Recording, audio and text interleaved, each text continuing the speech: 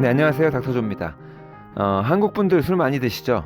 예전에 비하면 요즘 좀 덜한데 그래도 여전히 많이 마시는 것 같아요. 저도 한국에 가면은 여기 미국에 있을 때보다 많이 마시게 됩니다.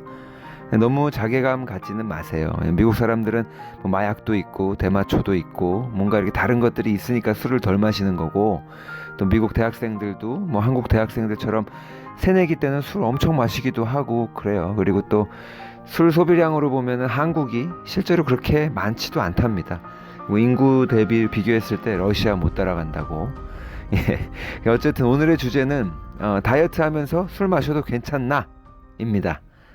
예, 다이어트나 체중 감량을 하고 싶은데 술 끊는 게 참 어려워서 이게 술 마시면서도 가능할까요? 이런 질문 많이 하시거든요. 예, 어떤 술이 괜찮고 또 어떤 술은 안 된다고 뭐 이렇게 알고 계시는 분들도 있고 많이 궁금해 하시는데, 결론부터 말씀드리자면 술을 마시면서 다이어트 하시면 안 됩니다. 예, 술 마시면서 살 빼기 어렵다는 거예요. 아주 많이 마셔서 뭐 위장에 탈이 나거나 뭐 몸에 병이 나서 비쩍 마를 수는 있겠지만, 그런 경우를 제외하고 뭐 술은 어느 정도까지 마시면은 괜찮을까요? 이렇게 질문을 하시면 거기에 해드릴 수 있는 대답은 제로, 나띵, 나다, 안 됩니다. 입니다. 자, 키토제닉, 뭐 저탄고지, 팔레오, 현미채식 뭐 상관없어요. 어떤 식단을 막론하고 술이랑 같이 이렇게 섞어서 잘 해볼 수 없다는 거예요. 단순히 살을 빼는 걸 넘어서서 건강 문제가 있어서 당뇨든 콜레스테롤이든 내 몸을 고치고 싶고 건강하게 장수하고 싶으시다면 뭐 술을 멀리하는 수밖에 없죠. 제목만 보고 술 좀 마시는 남자분들이 이 소떼처럼 몰려오셨을지도 모르겠는데 실망감을 안겨드려서 죄송합니다. 배신감을 느끼셨다면 싫어요나 조용히 뒤로 가기 버튼을 누르시면 되고요.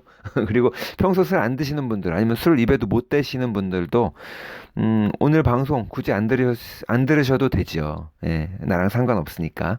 예, 그런 분들은 본인들은 안 들으시더라도 주변에 생각나시는 분들께 이 동영상을 전달해 주시면 되지요.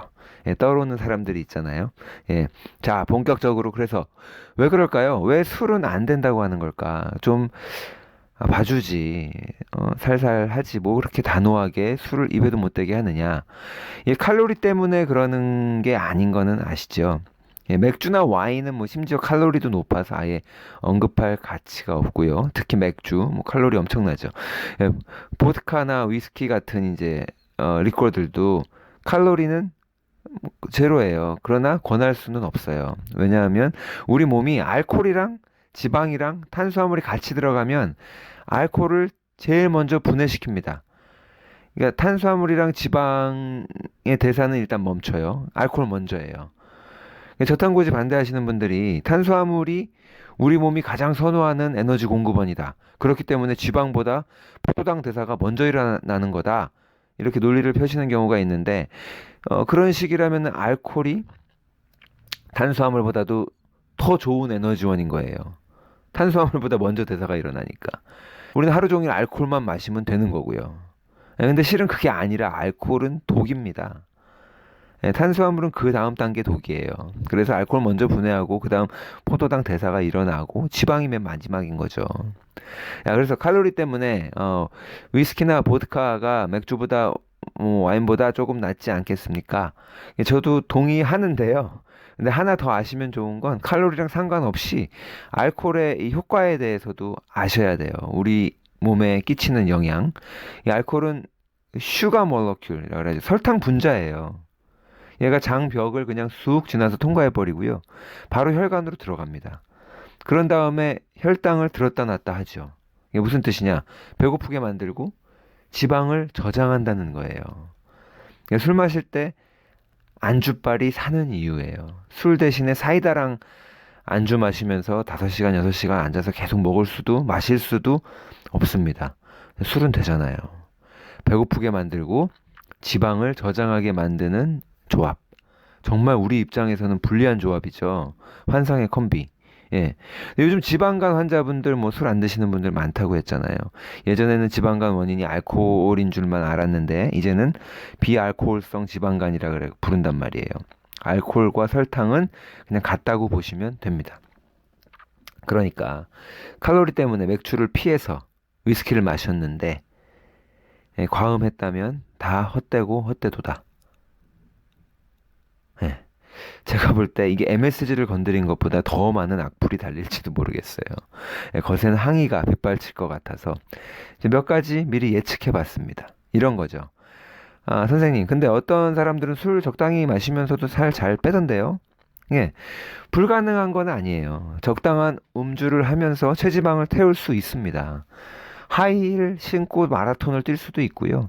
담배 피면서도 뮤지컬 배우로 성공할 수 있죠. 그러니까 최상의 조건이 아니라는 게 핵심입니다. 그러니까 제가 교주가 아니고 제가 교리를 가지고 있는 게 아니기 때문에 저는 그냥 다이어트 과정에서 술을 권하지 않습니다. 여기까지인 것 뿐이지 알아서 하시면 되는 거예요. 여드름, 뭐 골다공증, 콜레스테롤, 역류성 식도염, 뭐 제 다른 방송들도 다 마찬가지예요. 병원에서 잘 다루지 않고 간과하는 부분들이 있는데 이런 관점에서도 접근할 필요가 있습니다. 하고 또 하나의 지식인 것 뿐이에요. 그것만이 길이다가 아니라 그러니까 들으시고 지적 호기심이 발동하셨다면 그냥 그걸로 좋은 거예요. 거기서부터 시작되는 거고요. 그래서 저는 시작해 볼 것을 제안하는 사람이지 제가 마무리 짓는 사람은 아니니까. 또 이런 반론도 있죠. 보드카, 위스키 같은 술은 괜찮지 않습니까? 칼로리가 엄청 낮은데 이렇게 얘기하세요. 아니요. 칼로리랑 상관없다고 아까 말씀드렸잖아요. 중류주건 뭐 발효주건 그런 거 따지실 필요가 없는 거예요. 예, 그리고 또 이런 말씀 많이 하실 것 같아요. 그래가지고 이게 사회생활이 되겠습니까? 아니, 사회생활을 하려면 남자가 한국에서 술 안 마시면 힘든데 이런 말씀도 많이 하시는데요. 저는 이거 강력하게 반발하고 싶습니다. 무슨 사회생활?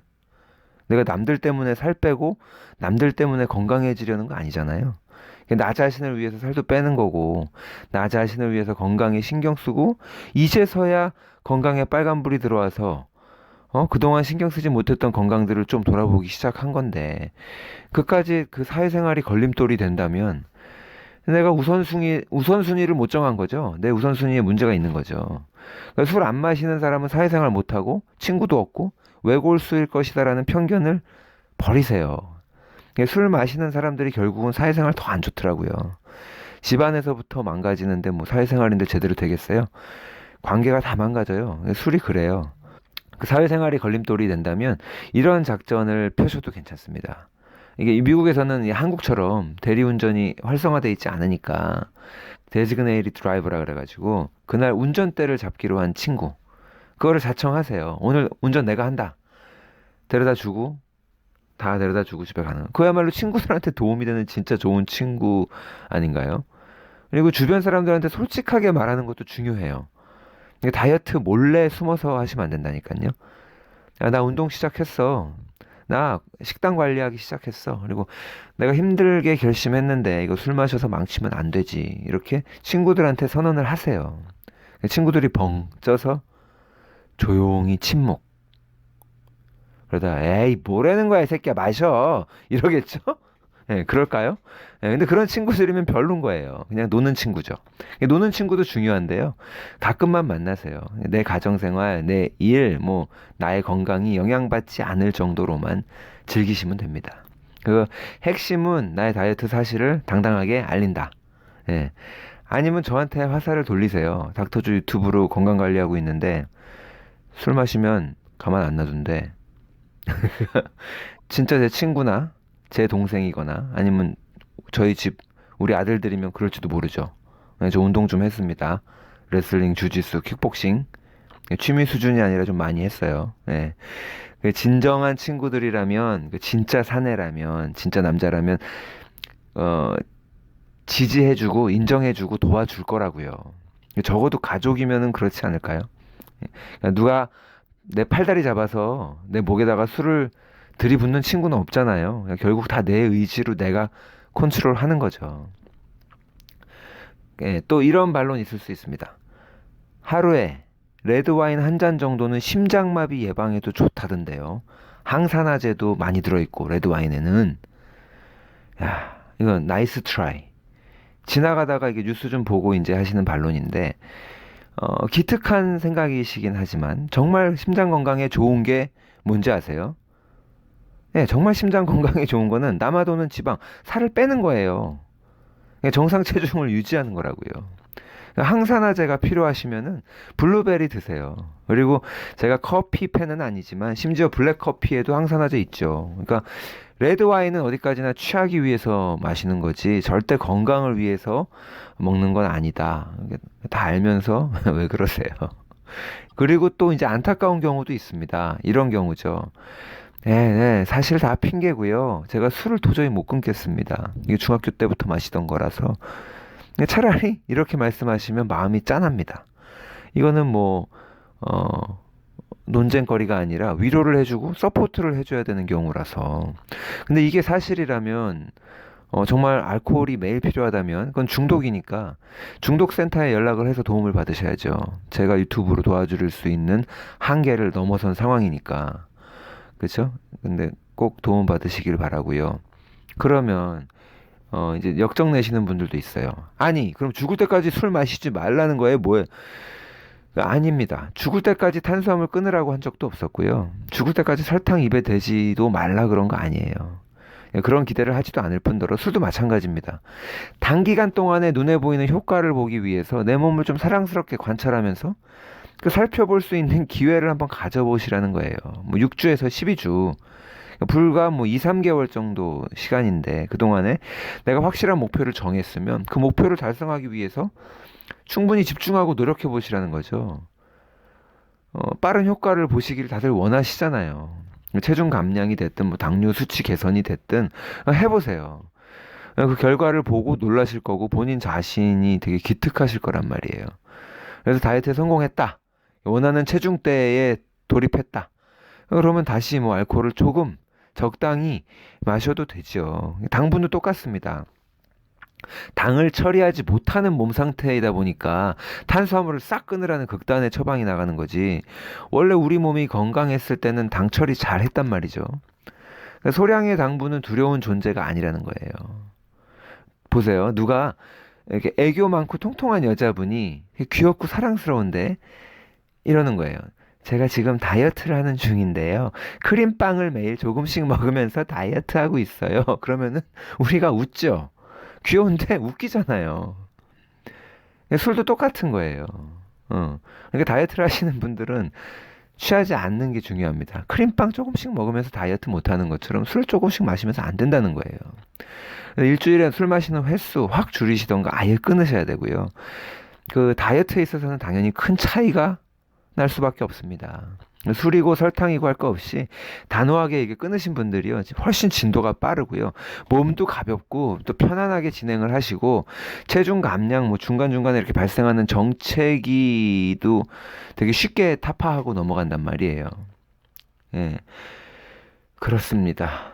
예, 최후의 질문은 아마 이걸 것 같아요. 닥터조는 술 안 마셔요? 예, 원래 안 마셔야 되는데 집에서 와이프랑 샴페인 마시고요.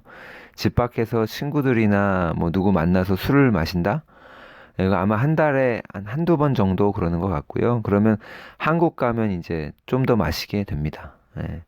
제가 안 해도 되는 이실직고를 했는데요. 저도 MSG 먹어요. 탄수화물 먹는다고요. 왜? 저는 당뇨도 없고 심혈관 질환도 없고 체중도 정상 체중이고 운동도 꾸준히 하고 스트레스도 낮고 잠도 많이 잡니다. 그러니까 탄수화물을 많이 먹는 식습관이 문제입니다. 라고 말을 했을 때 탄수화물이 중요한 게 아니라 많이 먹는이 핵심인 거예요. MSG도 마찬가지고 술도 그런 의미예요. MSG가 건강 문제를 일으킬 수 있다고 아셔야 되는 꼭 필요한 분들께 알려드리는 거지 MSG 반대론자가 아니라고요, 제가. 그러니까 제가 맥도날드에서 아이스크림 사 먹는 모습을 보시더라도 놀래서 못 본 채 하지 마세요. 마치 전도사님이 담배 피는 걸 목격한 것처럼 깜짝 놀래서 숨으실 필요 없다고요. 못 본 척 해주는 게 도와드리는 거다. 그런 생각 안 하셔도 괜찮습니다. 한 번은 이런 일이 있었습니다. 제가 사는 동네에서 한국 마켓에 갔어요. 우리 여행 준비하느라고 카트에 컵라면을 담았어요. 그리고 샴페인도 담았고, 그리고 갑자기 무슨 바람이 불었는지 팔도 비빔면이 먹고 싶어서 그걸 사서 담았어요. 계산대에서 계산을 하는데 캐시어 분께서 어머, 조 박사님이시구나. 저 환자혁명 책도 사서 봤는데 그러시면서 제 얼굴과 카트에 있는 그 술과 라면을 번갈아 보시면서 해맑게 이제 웃고 계셨는데 저 박사 아니에요. 그러고 뛰쳐나오고 싶었다니까요. 예, 예, 참고로 저 박사 아닙니다. 닥터조의 닥터는 프로페셔널 디그리라 그래요. 박사는 PhD 박사과정, 학문적인 박사과정을 공부하신 분들이 박사인 거고요. 그래서 모든 의사들이 의학 박사가 아니에요. 의사는 그냥 의사고요. 그 중에서 박사과정 공부를 더 하신 의사들만 의학 박사인 거예요. 아무튼 그 마켓 캐시어 아주머니 붙들고 이런 설명을 막 해드리고 싶었어요. 예. 이 얘기가 왜 나온 거냐. 아, 그래서 저도 짜장면, 감자튀김, 햄버거, 뭐 샴페인, 맥주 다 마신다고요. 그렇다고 저를 얕보지는 마세요. 가끔 먹는 거고요. 평소에는 엄청 건강하게 챙겨 먹습니다. 예, 저희 집에 뭐 냉장고 보면은 대단하죠. 예, 근데 그것만 먹고 그런 것들만 먹고 사시는 분들이 문제가 될 수 있다는 걸 말씀드리는 거예요. 그리고 그게 원인일 수 있으니까 건강 문제 있으시면 그거 점검하시라고 얘기하는 거예요. 자, 제 사생활이 너무 폭로되는 것 같아서 오늘은 여기까지. 감사합니다. 아, 그 팔도 비빔면 사놓고 아직도 안 먹고 있어요. 방송이 좋으셨다면 좋아요 버튼과 오른쪽 아래 종 모양의 구독하기 버튼을 눌러주세요. 언제든지 또 제가 좋은 아이디어가 떠올랐을 때 여러분들이 가장 먼저 들으실 수 있습니다. 그리고 저의 책 환자혁명, 건강에 관한 좋은 인사이트를 얻으실 수 있을 거예요.